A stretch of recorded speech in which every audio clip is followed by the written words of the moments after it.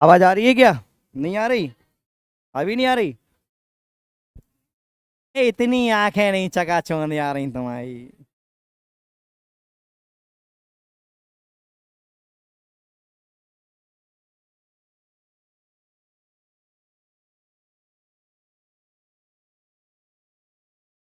Hello hello.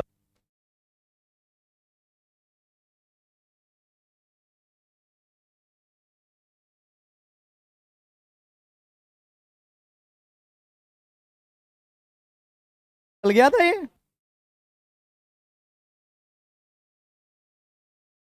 Ganesh ji का।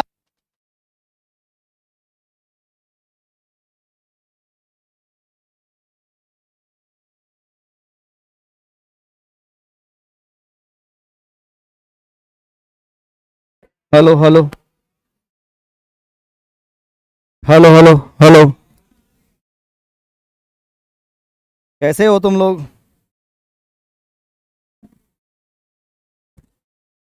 देखें भाई।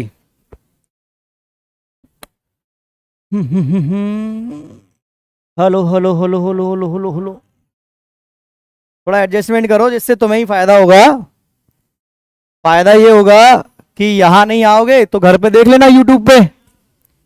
आवाज कम क्यों आ रही है? अरे इतने पे आ जाती ना लाइक।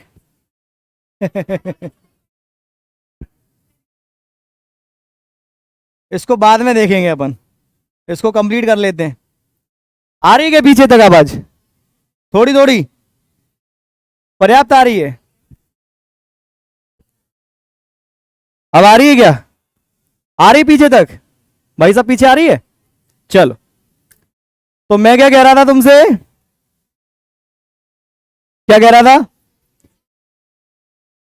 जजों की नियुक्ति। ये जो जजों की नियुक्ति है, ये कैसा विषय है? विवादित। अच्छा, जो जज हैं वो भारत के सबसे एक महत्वपूर्ण अधिकारी हो गए कि नहीं हो गए? भाई अंत में फैसला किसको करना है सही और गलत का? किसको?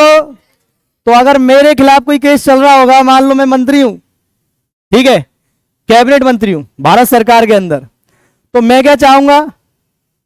मैं क्या चाहूंगा कि मेरी इच्छा का जज सुप्रीम कोर्ट में बने, क्योंकि जिससे उसके पास केस पहुंचे और क्या हो जाए, मेरा फैसला मेरे फेवर में आ जाए।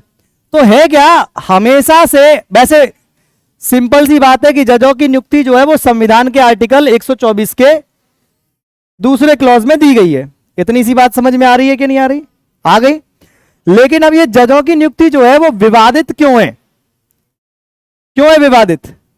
वो विवादित इसीलिए है क्योंकि सरकार हमेशा इस फिराक में रहती है कि जो जज हैं वो हमारे फेवर के नियुक्त हो जाएं। अब जब तो सरकार के फेवर के जज उसमें होंगे, किसमें? सुप्रीम कोर्ट में, हाई कोर्ट में, तो किसके पक्ष का फैसला आएगा?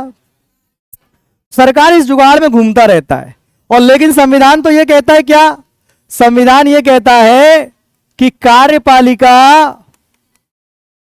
कार्यपालिका किससे, किससे? न्यायपालिका से क्या है? बिल्कुल, बिल्कुल अलग है। और न्यायपालिका एक कैसी संस्था है जो कि कहां से लिया गया है? क्लियर है? कोई दिक्कत है क्या इसमें? अच्छा, तो विवादित क्या है? ऐसा देखो, मेरी बात सुनो, संविधान में ऐसा कोई रूल नहीं दिया गया कि इस व्यक्ति, जैसे सरकार सिफारिश करेगी उसी को हम सुप्रीम कोर्ट का न्यायाधीश बनाएंगे। यह लिखा है कि राष्ट्रपति द्वारा नियुक्ति होगी। जजों की नियुक्ति कौन करता है? यह तो है, लेकिन उसकी कोई विशेष, कोई पुख्ता, कोई प्रक्रिया नहीं दी गई। अब इसका क्या किया जाए, क्या किया जाए? तो एक परंपरा यह थी कि जो वरिष्ठ होगा, वरिष्ठ सुप्रीम कोर्ट के जजों में जो सबसे तजुर्बेदार होगा, उस व्यक्ति को हम सुप्रीम कोर्ट का चीफ जस्टिस बना देंगे। मान नहीं लेंगे, बना देंगे, ठीक है? वही व्यक्ति चीफ जस्टिस होगा। यह तो एक अलग बात हो गई जजों की नियुक्ति की। अच्छा, जजों की नियुक्ति होगी, कौन बनेगा, उसकी योग्यता क्या क्या है। अगर योग्यता की बात करी जाए तो सीधा सीधा एक योग्यता यह है कि भैया, अच्छा क्या भारत का नागरिक हो, वाह बहुत बढ़िया, कितनी बढ़िया योग्यता बताई है तुमने, मजा आ गया। और एक और बोल दो, पागल ना हो और दीवाना ना हो। अरे दीवाना नहीं होता, क्या होता है, दीवालिया। देखो इतना कठिन योग्यता बताई है ना इसने कि भारत का नागरिक हो, हाँ युगांडा का नागरिक ना हो, भारत का नागरिक होना बहुत ज्यादा जरूरी है। सुनो भाई, सबसे पहले अगर कोई व्यक्ति सुप्रीम कोर्ट का जज बनता है तो उसको सबसे पहले एक तो कानूनी जानकार हो, किसकी नजरों में, राष्ट्रपति, हाँ वही एक तरह से भारत सरकार, क्योंकि राष्ट्रपति तो क्या है, रबर बैंड है। मतलब राष्ट्रपति अपनी मर्जी से बेटा कुछ नहीं करता, सारे काम किसके कहने पर, हमारे राष्ट्रपति की स्थिति हमारे देश में इस तरह से है जैसे कि आपके घरों में, आपके घरों के बुजुर्गों की स्थिति है कि उनकी कोई सुनता है नहीं, जबरदस्ती से काम करा, सभी की नहीं, कुछ घरों में है ना। राष्ट्रपति की नजरों में एक तो कानून का बहुत बड़ा ज्ञाता हो, तो उस व्यक्ति को भारत सरकार, उस व्यक्ति को भारतीय सर्वोच्च न्यायालय में क्या किया जा सकता है, जज बनाया जा सकता है। ठीक है, अभी अपन बात कर रहे हैं टोटल 34 की, टोटल अभी कितने 34 कि जज कैसे बनेंगे। फिर उन्हीं जजों में से एक वरिष्ठ जो होगा उसको क्या बना दिया जाएगा, जो सबसे वरिष्ठ होगा। ये एक तरह की परंपरा, नियम, पहले एक परंपरा थी फिर वो नियम बन गया, क्यों बन गया वो बताऊंगा अभी।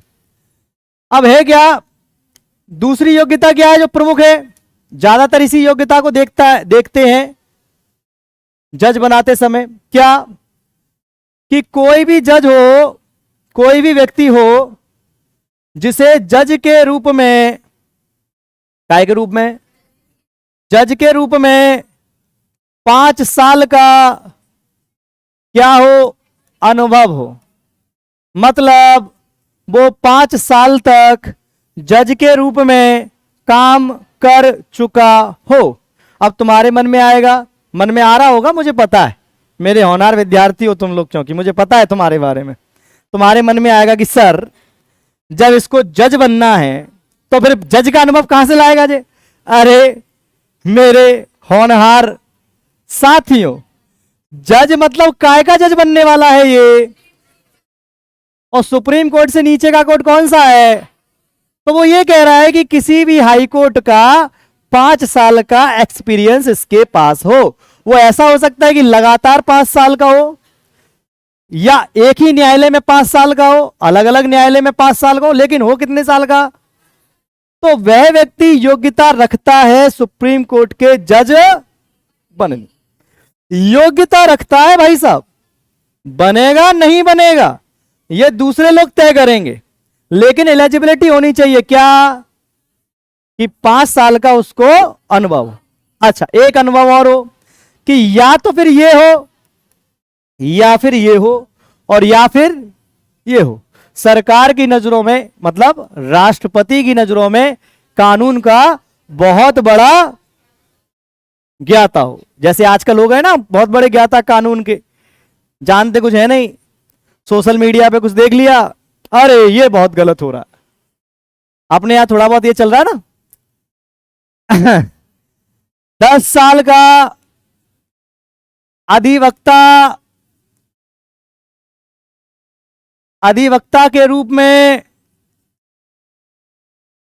उसको अनुभव हो, कितने साल का अधिवक्ता, मतलब क्या, वकील, कि उसके पास 10 साल का वकील का। तो ये 3 योग्यताएं हैं, उसकी एलिजिबिलिटी है। अगर कोई व्यक्ति इतनी एलिजिबिलिटी रखता है तो वो सुप्रीम कोर्ट के अंदर न्यायाधीश बनने की योग्यता रखता है। क्लियर है क्या ये बात, कोई दिक्कत है क्या इसमें, कोई समस्या, तो लिख लो फटाफट से, लिखा करो साथ में, हाँ लिख लिया करो साथ में। अरे ये बताओ, सुप्रीम कोर्ट का जो न्यायाधीश होते हैं उसका वर्णन कौन से आर्टिकल में, नियुक्ति कैसे होगी? 124 का। ठीक है, लिख लो जरा फटाफट से, कौन कौन सी योग्यता है? 5 साल का जज का एक्सपीरियंस, 10 साल का वकील वाला एक्सपीरियंस, और राष्ट्रपति की नजरों में कानून का ज्ञाता। ठीक है, बहुत बड़ा जानकार हो। ठीक है, अच्छा, इसमें क्या होता है, सीधा उठा करके क्या बना दिया जाता है, सुप्रीम कोर्ट का जज। क्लियर है भाई? आगे बढ़ते हैं, आगे बढ़ते हैं, आगे बढ़ जाए। देखो, मुख्य न्यायाधीश के लिए कुछ विशेष तो वैसे है नहीं, पहले नहीं था। तो एक ये था कि जो सबसे वरिष्ठ होता था उसी को मुख्य न्यायाधीश बना देते थे। लेकिन अभी जैसे मोदी जी है ना, ऐसी हमारे एक और प्रधानमंत्री थी, इंदिरा गांधी। वो भी ऐसी करती थी कि भैया अपनी इच्छा चलेगी, मतलब हमें जो चीज अच्छी लगेगी हम वो करेंगे। हुआ क्या, अभी मैं इतना डिटेल में तो नहीं जाऊंगा, अभी उतना ही उतना सुन लो। उनने अपने कार्यकाल में, अभी तक क्या हो रहा था, आजादी के बाद से उनके कार्यकाल तक जो सबसे वरिष्ठ होता था उसको मुख्य न्यायाधीश बना देते थे, जो सबसे वरिष्ठ होता था। लेकिन इंदिरा गांधी जी ने क्या किया, एक ऐसे व्यक्ति को जज बना दिया जो वरिष्ठता के आधार पर कौन से नंबर पे आता था, तीसरे नंबर पे। और ऐसा उनने एक बार नहीं किया, ऐसा उनने 2 बार किया कि वरिष्ठता वाली जो कॉलम है उसको निगलेक्ट कर दिया उनने। तो बाद में सुप्रीम कोर्ट को लगा कि यार ये तो आने वाले नेता भी फिर कर सकते, तो उनने अपना एक, सुप्रीम कोर्ट ने आदेश दिया कि भाई जो मुख्य न्यायाधीश होगा वो वरिष्ठता के आधार पर ही बनेगा। और मैंने आपको कल बताया था कि सुप्रीम कोर्ट का आदेश मतलब आदेश, उसको केवल संसद बदल सकती है, वो भी कब, जब उसे लगे कि यह एक अवैधानिक फैसला है। तो इसीलिए सुप्रीम कोर्ट ने फैसला दिया कि केवल और केवल काय के आधार पर चुना जाएगा सीजीआई, अगर चुना जाएगा तो किसके आधार पर, वरिष्ठता के आधार पर। क्लियर है? अच्छा, अब तुम्हें यह समझना चाहिए कि राष्ट्रपति तो जो है वो केवल नियुक्ति करता है, इसका काम केवल क्या है, किसका, कौन है राष्ट्रपति, द्रौपदी मुर्मू। कहां से है, कैमरा चल रहा है यार, काहे के लिए बेइज्जती करा रहे हो, हालांकि उसमें तुम दिखाओगे नहीं, कोई दिक्कत नहीं, तुम्हारी आवाजें भी नहीं आएंगी उसमें। तो द्रौपदी मुर्मू कहां से हैं?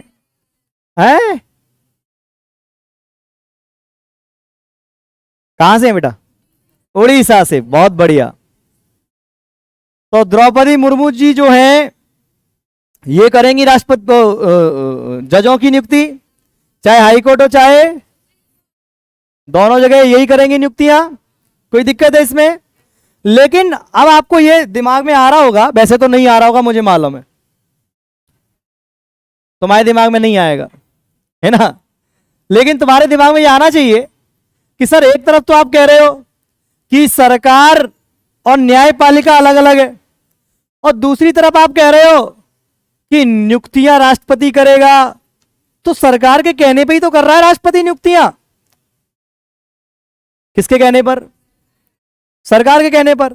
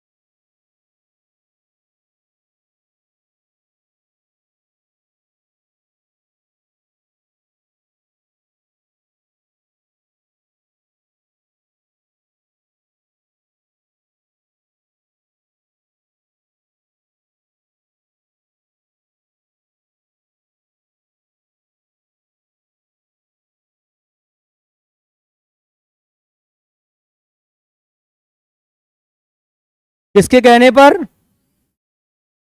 कॉलेजियम सिस्टम के सिफारिश पर राष्ट्रपति द्वारा जजों की नियुक्ति होती है। कौन सा सिस्टम?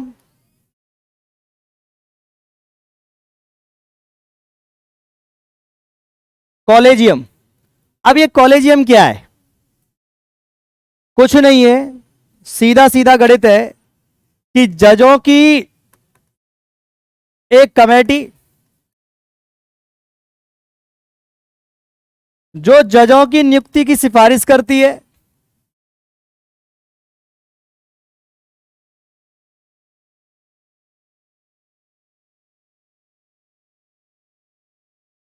किसकी नियुक्ति की सिफारिश करती है? एक कमेटी है जजों की, जिसमें चीफ जस्टिस होता है और पहले और 4 जज होते हैं अन्य। ये 5 जजों की एक टीम होती है जो सुप्रीम कोर्ट, हाई कोर्ट के जजों की नियुक्ति, ट्रांसफर और ये सब चीजों पर निर्णय लेकर के सरकार को सिफारिश करता है और सरकार उस पर, सरकार मतलब राष्ट्रपति, उसको नियुक्ति करनी पड़ती है। अब आपके मन में आना चाहिए कि सर चलो मान लिया कॉलेजियम सिस्टम है, उसने सिफारिश कर दी और सिफारिश करने के बाद क्या मानना पड़ेगी उसको, राष्ट्रपति को? यह बात बिल्कुल मानना पड़ेगी। क्या है? चलो स्टेप बाय स्टेप चल रहे हैं, तुम्हारे चेहरे बता रहे हैं, तुम्हें कुछ समझ में नहीं आ रहा। हाँ, कुछ समझ में नहीं आ रहा। कहां तक समझ में आया? इससे पहले तक कहां तक आ रहा था? आ गया था ना? इसमें समझने जैसा कुछ है नहीं। मैं ये कह रहा हूं, जजों की जो नियुक्ति होती है वो जजों की सिफारिश पर ही होती है। किसकी सिफारिश पर? और जो जजेस सिफारिश करते हैं वो एक कमेटी है जजों की। उस कमेटी को क्या कहते हैं? और उस कमेटी में कितने जज हैं? कौन कौन? एक मुख्य न्यायाधीश, 4। क्लियर है? अगर किसी राज्य के हाई कोर्ट के जज की नियुक्ति की बात चलेगी तो मुख्य न्यायाधीश वहां के मुख्य न्यायाधीश से सलाह लेगा।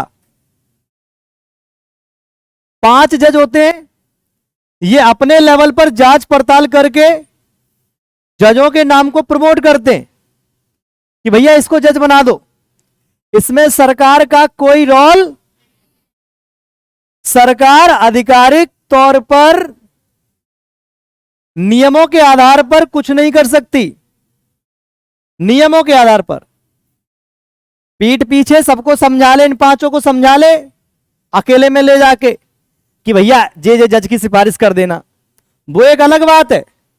अरे जैसे पुलिस का काम है क्या ईमानदारी से काम करना, कानून तो यही कहता है और सबके सामने वो ईमानदारी से करते भी हैं, लेकिन पीठ पीछे क्या कर रहे हैं तुम्हें क्या पता? तो नियम ये कहता है कि जो भारत सरकार में का राष्ट्रपति होगा वो जजों की नियुक्ति करेगा और सरकार का उसमें कोई रोल नहीं है। जज ही जजों की नियुक्ति में भाग लेंगे। राष्ट्रपति का काम तो केवल क्या है? जजों को नियुक्त करना। सिफारिश कौन कर रहा है? जज ही कर रहे हैं अपने आपस में से ही। और वो जज कर रहे हैं, कितने जजों की कमेटी कर रही है? और सुनो जरा, 1998 में सुप्रीम कोर्ट ने फैसला दिया कि जजों की नियुक्ति कॉलेजियम सिस्टम के आधार पर ही होगी और राष्ट्रपति को यह मानना पड़ेगा, उसी के आधार पर उसको नियुक्ति करनी पड़ेगी। कौन से आर्टिकल को, सॉरी कौन सा फैसला? 1998 सुप्रीम कोर्ट का। आप समझ में आया कॉलेजियम सिस्टम? अभी भी नहीं आया? हाँ, और जिनको नहीं आया उनका दिमाग अभी नहीं है इधर, वो सोच रहे लाइट के बारे में कि आंखों पे लाइट पड़ रही है। ये मेरे भगवान, इतना छुई मुई तो नहीं होना चाहिए आदमी को। दोबारा समझो, नहीं आया तो। कॉलेजियम सिस्टम कुछ नहीं है। कॉलेजियम सिस्टम क्या है? 5 जजों की एक कमेटी है जो जजों की नियुक्ति की क्या करती है। उन्होंने तुम अगर दिल्ली हाईकोर्ट में मान लो जज हो, दिल्ली हाईकोर्ट में आप जज हैं और कॉलेजियम को लगा कि आपका नाम आगे बढ़ाना चाहिए, सुप्रीम कोर्ट में जगह खाली हो गई। मान लीजिए सुप्रीम कोर्ट में 4 पद हैं, टोटल जजों की संख्या मान लीजिए 30 है अभी वर्तमान में, 4 पद खाली चल रहे हैं, 4 पोस्ट खाली है और कॉलेजियम को लगता है कि मध्य प्रदेश हाईकोर्ट में एक आरके नाम का जज है, अपना आरके, मध्य प्रदेश हाईकोर्ट में आरके नाम का जज है और कॉलेजियम को लगता है कि इसका नाम सिफारिश करके कहां पहुंचाना चाहिए, सुप्रीम कोर्ट के लिए। तो सुप्रीम कोर्ट के लिए वो सिफारिश कर देगा कॉलेजियम, वो पांचों मिलकर के। ऐसा नहीं है कि सीजीआई कुछ और कह रहा है और 4 अलग कुछ और कह रहे हैं, नहीं। अगर 2 लोगों ने भी मना कर दिया कि नहीं ऐसा नहीं, तो नहीं बनेगी बात। पांचों मिल बांट करके कहेंगे कि भैया आरके को हमारा सुप्रीम कोर्ट में आगे का क्या बना दो, जज बना दो, तो सुप्रीम कोर्ट में वो व्यक्ति जज बन जाए। इसको अपन कॉलेजियम सिस्टम कहते हैं कि जजों की नियुक्ति के लिए जजों के द्वारा ही सिफारिश करके भारत सरकार को सौंपा जाता है। भारत सरकार जैसे मान लीजिए किसी को जज बनाना ही नहीं चाहती, मान लो कि भारत सरकार को लग रहा है कि यह आदमी जज नहीं बनना चाहिए सुप्रीम कोर्ट में, तो सरकार क्या कर सकती है, उसकी नियुक्ति को खारिज तो करेगी नहीं, तो सरकार क्या करेगी, सरकार उसके प्रस्ताव को पहले रोक के रखेगी। सुप्रीम कोर्ट नीचे से पहुंच बोलेगा फिर से, अरे भैया हमने जज की नियुक्ति के लिए बोला था, कर तो दो, क्या चाचा नियुक्ति तो कर दो। तो भारत सरकार कहेगी कर रहे हैं, जही में 2-4-6 महीना निकल जाएंगे, फिर कहेगी कि भैया जज की नियुक्ति तो कर दो, तो भारत सरकार दोबारा सिफारिश कर देगी, एक बार और पुनर्विचार किया जाए, जब तक 1-2 साल 2-4 साल फिर निकल जाएंगे। तो हाँ, सरकार ऐसा जरूर करती है, लेकिन अगर बार बार सिफारिश करी जा रही है और अंत में सरकार को नियुक्ति देनी पड़ेगी। और कोई भी जज बनता है तो वो कितने साल से पहले, 65 वर्ष से पहले रिटायर नहीं होगा सुप्रीम कोर्ट का जज। पद मुक्त होने के कितने रास्ते हैं, सुप्रीम कोर्ट का जज अपने पद से मुक्त हो जाए, कितने रास्ते हैं, 2, 3, 4। अरे एक कह रहा 2, एक कह रहा 3 है, कौन कौन से, शांत रहो। अरे जी क्या होता है, हाँ इस्तीफा दे दे, ले जे सही बता कि सर एक तो इस्तीफा दे दे और यह क्या कर दे कि मर जाए और या उसको हटा दिया जाए। अब सुनो जरा, सुप्रीम कोर्ट का जज हो चाहे हाई कोर्ट का जज हो, दोनों को हटाने का अधिकार राष्ट्रपति के पास है। अब सुनते चलना step by step. Supreme court का जज हो चाहे हाई कोर्ट का जज हो, दोनों का हटाने का अधिकार किसके पास है। अब पूरी लाइन सुनो, संसद से प्रस्ताव पारित कराकर राष्ट्रपति के द्वारा जजों को अपने पद से मुक्त किया जाता है। मतलब कब हटा पाएगा वो, जब संसद क्या कर दे, जज को हटाने का प्रस्ताव उससे पहले। क्लियर है क्या। तो हम कह सकते हैं कि राष्ट्रपति के महाभियोग जैसी प्रक्रिया संसद में पास करा करके, संसद का कोई भी सदन, जैसे मान लीजिए अपन ने किसको नियुक्त करवाया था, आर के भाई को। अब ये आर के भाई क्या कर रहा है, अत कर रहा है। अत जानते, हाँ अपन तो जानते ग्वालियर चंबल के लोग हैं। अति ना होना चाहिए, बस अति सबकी बेकार होती है। 5 मिनट और पढ़ाऊंगा बस ना। आर के भैया क्या कर रहा है, उल्टे सीधे फैसले दे रहा है जिसमें संविधान का उल्लंघन हो रहा है। जजों ने समझाया कि भैया मान जा, क्या कर रहा है तू ये। उसने कहा नहीं मैं तो ऐसे ही करूंगा, मेरी तो चल रही है, ठीक है।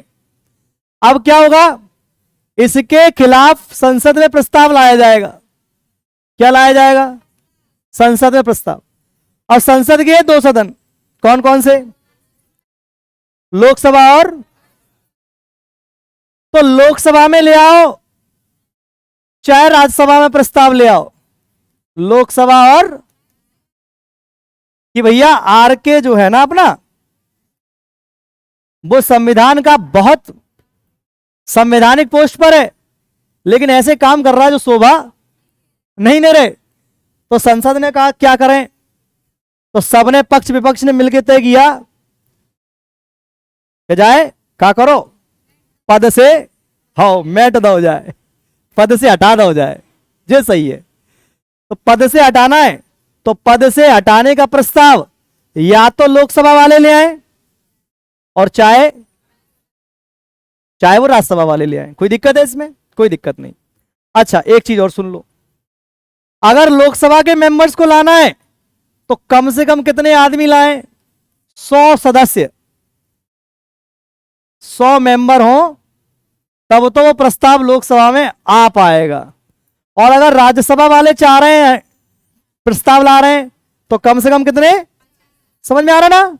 किसको हटा रहे हैं अपन? सुप्रीम कोर्ट के जज को, चाहे वो सुप्रीम कोर्ट का जज हो चाहे वो हाई कोर्ट। अगर हटाना है तो संसद में क्या लाना पड़ेगा? पहले एक प्रस्ताव लाना पड़ेगा, मोशन लाना पड़ेगा। अच्छा, वो प्रस्ताव आया, ठीक।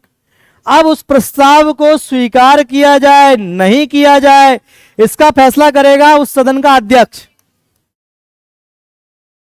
और ये मान के चलो, अपन जिसको मान के चल रहे हैं, काल्पनिक कहानी का किरदार, जैसे पिक्चरों में कहा जाता है कि इस कहानी में सब कुछ क्या है, अगर कोई बाई चांस अगर कोई लगता है मतलब, तो वो महज क्या होगा? क्या होगा? इत्तिफाक होगा। पिक्चर नहीं देखते तुम लोग? हाँ भारी, हाँ देखे भाई, ये महाभियोग मतलब जजों को हटाने की प्रक्रिया पढ़ लो, फिर अपने घर जाएंगे, है ना। और आज तुमसे सुना नहीं है, कल तुमसे सुनेंगे, ठीक है? आओ टेस्ट ले लेंगे। अरे ललो पहले, ए लला नहीं जा, समझ ले, आ रहे हैं आखिरी है। मशीन चिल्लाते चिल्लाते दिक्कत वैसे ही तो जैसे तैसे तो चालू हुआ है, अब कल चालू होगा कि नहीं होगा ये भी नहीं पता। वो तो गणपति बप्पा का नारा लगाया तब जाके तो वो डर भर के तो चालू हुआ है। चलो रिवीजन कर लो जरा थोड़ा सा। संसद में सुप्रीम कोर्ट हो चाहे हाई कोर्ट हो, उनके जजों को कौन हटाता है? लेकिन कहां से कैसे हटाएगा? जब संसद से क्या हो? प्रस्ताव पास हो। संसद में वो प्रस्ताव कहां पेश होगा? कहीं भी, राज्यसभा में, या अगर लोकसभा के मेंबर लाना चाह रहे हैं तो कम से कम कितने, और राज्यसभा के ला रहे हैं तो 50। उस प्रस्ताव पर फैसला कौन करेगा कि हां मान लोगे नहीं? एक सुन लो जब बात, एक बात, प्रस्ताव अगर उसने अध्यक्ष ने एक्सेप्ट कर लिया तो ऐसा नहीं है कि डायरेक्ट वोटिंग हो जाएगी, नहीं, पहले उस प्रस्ताव की जांच होगी। क्या होगी भैया? जिस सदन में प्रस्ताव लाया गया, प्रस्ताव की जांच करी जाएगी, 3 जजों की कमेटी बनाई जाएगी साहब। उसमें कितने जजों की? अगर मुख्य न्यायाधीश के खिलाफ नहीं है तो मुख्य न्यायाधीश उसमें होगा शामिल, 3 जजों की कमेटी में। वो 3 जजों की कमेटी उस प्रस्ताव पर विचार करेगी, चेक करेगी कहीं फर्जी तो नहीं, कि हमारे आरके के खिलाफ क्या हो रही है, साजिश। अगर उसने कह दिया कि नहीं सारे आरोप कैसे हैं, बिल्कुल सही हैं, फिल्म उड़ा दी जाए। अगर उस कमेटी ने जांच में अपराधी पाया तो उसके बाद क्या होगी? वोटिंग होगी। और वोटिंग के बाद, दोनों सदनों में वोटिंग के बाद, राष्ट्रपति क्या कर देगा? साइन कर देगा और जज को तत्काल प्रभाव से इस्तीफा क्या मतलब? पद से हटा दिया गया। नहीं आई समझ में? क्या स्टेप है? प्रस्ताव आएगा किसी सदन में, कमेटी जांच करेगी, कितने जजों की? 3 जजों। और अगर सही पाया गया प्रस्ताव तो क्या होगी? वोटिंग होगी। और वोटिंग के बाद क्या हो जाएगा? पद से हटा दिया। तो अब तुम्हारे मन में एक प्रश्न उठना चाहिए कि सर चलो ये तो काल्पनिक है, क्या वास्तव में आज तक किसी न्यायाधीश को ऐसी प्रक्रिया से हटाया गया है क्या? तो मैं कहूंगा नहीं हटाया गया। लाया गया था एक बार प्रस्ताव, सुन लो जरा, प्रस्ताव लाया तो गया था। एक जज थे, उनका आगे का नाम मैं भूल गया, रामास्वामी। प्रस्ताव आ गया, प्रस्ताव पर वोटिंग होनी थी, लेकिन वोटिंग हो नहीं पाई। उस जमाने की कांग्रेस कमेटी जो थी, कांग्रेस के सांसद जो थे, उन्होंने बायकॉट कर दिया, लोकसभा वोटिंग नहीं हो पाई, इसलिए वो प्रस्ताव गिर गया। बाद में 2011 में भी लाने वाले थे। 2011 में भी एक जज थे सौमित्र सेन, शायद हाईकोर्ट के जज थे, शायद अभी ऐसे एकदम याद नहीं आ रहा है। 2011 में इनके खिलाफ लाया जा रहा था राज्यसभा में, तो इन्होंने कहा कि देखो राज्यसभा प्रस्ताव आएगा, वोटिंग होगी, वोटिंग के द्वारा हटाए जाएंगे तो बेइज्जती ज्यादा होगी। भारतीय राज्य व्यवस्था के इतिहास में गोल्डन अक्षरों से लिख जाएगा कि भारत का पहला जज जिसको संसद के पद से हटाया, संसद द्वारा हटाया गया, तो इनने क्या किया, इनने कहा बेइज्जती होने से पहले ही क्या दे दो। तो राज्यसभा में प्रस्ताव लाया गया था, वोटिंग की प्रक्रिया शुरू नहीं हो पाई थी, प्रस्ताव ही लाया गया था, उससे पहले इन्होंने क्या दे दिया। तो महाभियोग जैसी प्रक्रिया का सामना करते करते कितने जज बच गए। बाकी हटाने की प्रक्रिया किसी भी जज के ऊपर, हटाता कौन है, किसके आधार पर, संसद के प्रस्ताव के आधार। ठीक है भाई साहब, ओके। ऑनलाइन पढ़ाया है भैया, अब जाको डालेंगे, कहीं डालेंगे, वीडियो को देखा जाएगा, चेक किया जाएगा, है ना। हाँ देखेंगे बाद में। और सुनो, तुम्हें ज्यादा दिक्कत होती ना, काला चश्मा लगा के आया करो।